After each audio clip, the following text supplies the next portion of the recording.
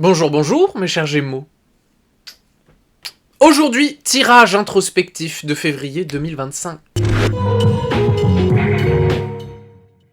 Nous allons voir la carte mensuelle ressortie lors de votre tirage annuel, l'état de vos 4 corps conscients, avec le yang, le yin, ici votre développement personnel, qu'est-ce qu'il y a à travailler, qu'est-ce qui bloque, qu'est-ce qui soutient, le pro et le sentimental, qu'on précisera la semaine prochaine plus en détail avec vous et votre autre.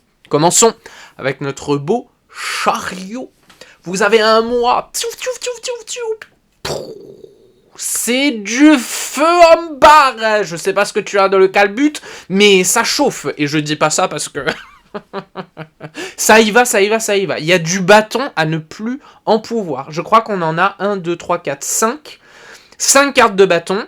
Sur 9, c'est quand même pas mal. Et en plus de ça, notre arcane du mois, c'est le chariot qui fonce. Il y a du dynamisme, il y a de la vivacité, il y a presque, peut-être, de la précipitation, si jamais c'est pas bien géré. En tout cas, beaucoup d'avancées. Les choses vont bouger. Alors là, si ça bouge pas sur ce mois-là, moi je ne sais plus quoi faire de mes cartes. Le chariot parle de justement cette confiance, cette affirmation, où on a connaissance et maîtrise de son conscient et de son inconscient.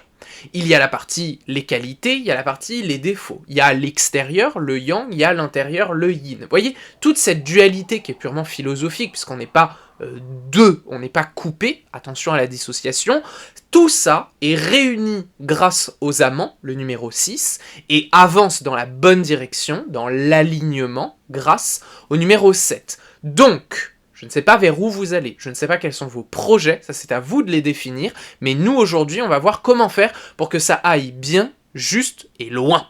Au niveau du yang, justement, l'extérieur, le corps physique et la partie émotionnelle. Nous avons un 10 de bâton dans le premier et un page de bâton dans le second.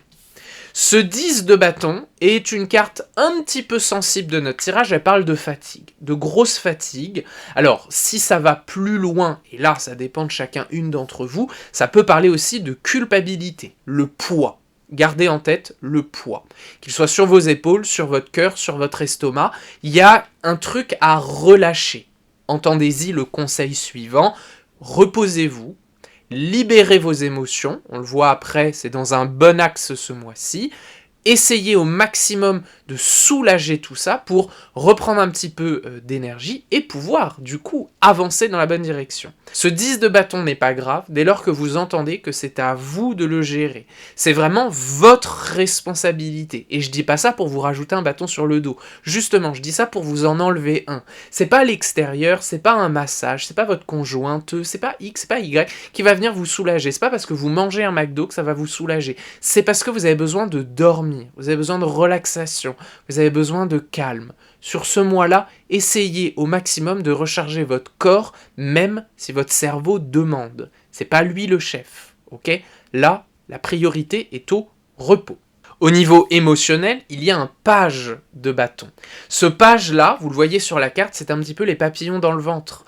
On a des émotions qui surgissent, qui jaillissent, qui sont pas violentes, qui sont pas destructrices, pas du tout. C'est des petits par là, par là, par là. Vous voyez ? Clac, clac, clac. Plein de petites directions, plein de petits...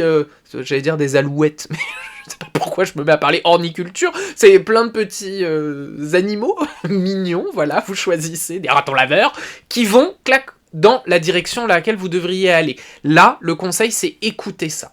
Écoutez ça, parce que c'est tellement subtil que ça pourrait passer à la trappe. D'autant que votre fatigue pourrait, voyez, faire un peu pression, faire une sorte de poids, où les émotions seraient un petit peu coincées là-dedans. Et malheureusement, vous tourneriez un petit peu en boucle, vous voyez, dans des schémas répétitifs. Donc essayez au maximum de vous reposer, je vous l'ai dit, d'écouter ces émotions-là, et si besoin, j'ai un Pax sur débloquer ces émotions, si vous n'êtes pas très à l'aise, justement, avec votre gestion émotionnelle. Au niveau du yin, nous avons un cavalier de pentacle dans la tête et nous avons un 3 de pentacle dans la spiritualité. Je commençais avec la spiritualité. Ici, ce 3 de pentacle parle de confiance. Parle pas de confiance en soi, on parle surtout de confiance avec les autres. Mais la spiritualité, c'est soi envers soi-même. Du coup, qu'est-ce que ça veut dire ? Eh bien qu'il faut réussir à voir en soi les différents éléments pour construire la confiance. D'habitude, c'est l'interaction avec les autres, c'est un bon partenariat. Sauf que cette intention de la spiritualité, de l'intérieur, va nous amener à regarder en vous les éléments avec lesquels vous pourriez vous faire confiance. Vous comprenez la différence? Au lieu de faire confiance à une équipe, trouvez l'équipe en vous pour vous faire confiance. Ça veut dire quoi? Votre estime, vos talents, votre valeur, à quel point c'est important, et votre confiance, comment vous le mettez en place. Ces trois éléments-là sont fondamentaux pour bâtir la confiance en soi et la confiance avec les autres. Pour vous donner une petite métaphore qui résume un peu cette idée-là, on va avoir l'artisan qui a les techniques, le maître d'œuvre qui a les savoirs et le clergé qui a l'argent. Les trois ensemble construisent la plus belle des cathédrales, bien stable, sécuritaire et confortable pour vous. Donc là, en vous, ayez cette conscience, et si vous voulez travailler sur quelque chose, ça peut être là-dessus, de valoriser vos talents, vos compétences et ce que vous avez appris pour ensuite le mettre en œuvre pour vous-même, pour les autres, dans des projets, des relations, et voyez, clac, clac, clac, construire quelque chose. Tout ça est super, super, super encourageant. Peut-être que là, tout de suite, en m'écoutant, vous vous dites « ça fait beaucoup », vous inquiétez pas. Vous allez vous reposer, vous allez trouver l'énergie pour le faire. Vous reposez, trouvez l'énergie. C'est un équilibre, ok? Yang, yin, yang, yin. Et au niveau de la tête, dans votre psychologie, nous avons un cavalier de pentacle. Cavalier de pentacle, là, va être la seule carte un peu surprenante qui veut dire, dans votre tête, ce que vous vous dites, peut-être en termes de croyance, ralenti. Tout le jeu vous pousse à exploser, avancer, entreprendre, vous comprendre, reconstruire et construire, et vous, dans votre tête, non, non, ça va, doucement, ouh là là, j'ai déjà 3 choses à faire cette semaine. Vous voyez, peut-être qu'il y a un petit peu de peur. Ça ne m'étonnerait pas en tout cas que vous vous freiniez par manque de confiance, mais peut-être aussi par appréhension, par je sais pas comment faire, par j'ai pas les outils, par c'est pas le bon moment.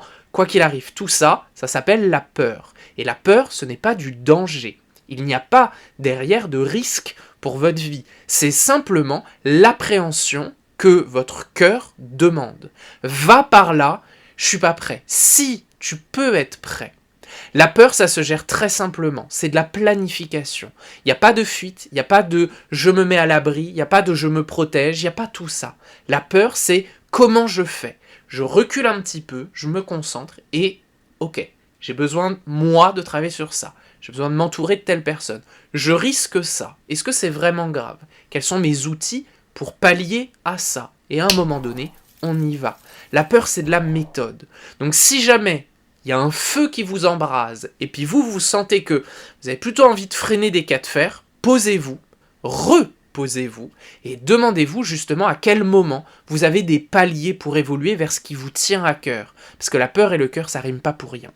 Et 2 petites choses, si jamais vous voulez travailler sur vous avec moi, je propose de la thérapie, des tirages privés, évidemment, des petites questions en vidéo un petit peu moins chères. Et si vous préférez travailler en autonomie depuis votre canapé, dans le confort, avec l'essence même de ma méthode, j'ai sorti les PAX. Ce sont des programmes qui durent 1 mois pour travailler en profondeur un sujet en particulier. Il y a débloquer ses émotions, digérer une relation, abandon, rejet, enfant intérieur et auto-sabotage. Toute la méthode et ce qui vous attend est expliqué sur mon site internet et dans une petite vidéo bonus. Je vous laisse y jeter un œil et m'envoyer un petit mail. Au niveau de votre développement personnel, qu'est-ce qu'il y a à travailler? Nous avons le 5 de bâton. Et je vais le mettre en exergue, en comparaison, en miroir, avec ce qui bloque. Je vais faire les deux ensemble, parce qu'elles se répondent extrêmement bien. Ce que vous avez à travailler, c'est le 5 de bâton qui est tourné vers l'agressivité. Alors, n'ayez pas peur de ce mot-là, c'est beaucoup de feu vers l'avant, beaucoup vers les autres, beaucoup de « il faut »,« je dois », injonction, et il y a ça, et il y a ça, et il y a ça. Et c'est là où vous allez peut-être vous dire « mais c'est trop pour moi, je me fatigue et je m'épuise à projeter quelque chose ». Maintenant, ce qui bloque, c'est le 7 de bâton, qui vient nous dire « je reçois, oh ça me fait mal, oh les gens sont méchants, oh la société, oh ». On est sensible et susceptible à des choses qui ne nous regardent pas. Donc vous voyez que entre les deux, là, on a 2 mouvements contraires. Ce que vous devez travailler, c'est votre impulsion. Ce qui bloque aujourd'hui, c'est votre sensation, votre intériorité. Moi, ce que je vous propose, c'est de calmer ça, en vous reposant, en prenant du temps pour vous, en planifiant grâce à la peur, merci à elle, on revient un petit peu plus vers soi et moins dehors, et ce qui bloque là, de l'intérieur, va pouvoir émerger avec le valet de bâton que j'évoquais juste avant, et faire fleurir des idées, des concepts, des attentes, des besoins, et là, on se rééquilibre. Au lieu d'être comme ça me fatigue, et comme ça peut me faire mal, ou je risque de souffrir, ben je vous propose de calmer, rééquilibrer et fleurir. Voyez, les deux mouvements sont hyper intéressants, parce que ça me dit que en vous là, il y a trop comme ça et pas assez là. On revient. Plus d'intériorité, moins d'extériorité, plus d'entrepreneuriat ou d'ambition ou de planification, raccord à ses besoins, à soi, ses émotions. Ok ? Qu'est-ce qui va vous aider là-dedans ? Bingo, c'est le 2 de coupe. Le 2 de couple. Alors là, est-ce qu'on parle sentimental ? C'est à vous de voir, moi je ne sais pas, je ne suis pas avec vous en tête à tête, mais il y a au moins l'idée d'un bon partenariat. Donc il y a quelqu'un, ou plusieurs personnes, mais en général c'est une seule personne, qui peut être de très bons conseils, de très bons réconforts, de très bonnes aides. À vous de voir comment vous entreprenez ça. Si vous avez vraiment besoin de vous faire entourer parce que vous n'arrivez pas à gérer seul, ne multipliez pas 40 000 avis. Essayez de sélectionner la personne qui a le bon conseil pour le bon sujet. C'est en sentimental, c'est familial, c'est amical, c'est professionnel, c'est individuel. Voyez ? À vous de trouver. Si c'est psycho-émotionnel, évidemment, moi je suis là, c'est mon métier. À vous de voir la bonne personne pour vous, bien consciente du sujet, pour justement que les conseils qu'elle vous donne, ça puisse vous aider à travailler. Je pense que vous êtes bien entouré. Il y a au moins une personne là qui peut vraiment faire la différence dans votre approche de tout ce feu et de tout cet emballement vers lequel vous vous dirigez.